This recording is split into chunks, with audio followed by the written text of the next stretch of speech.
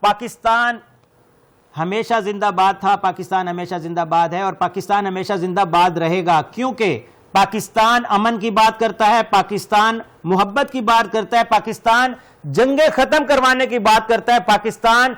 دوستیاں کروانے کی بات کرتا ہے، پاکستان ہمیشہ مستحکم رہے گا۔ اس کی وجہ یہ ہے کہ پاکستان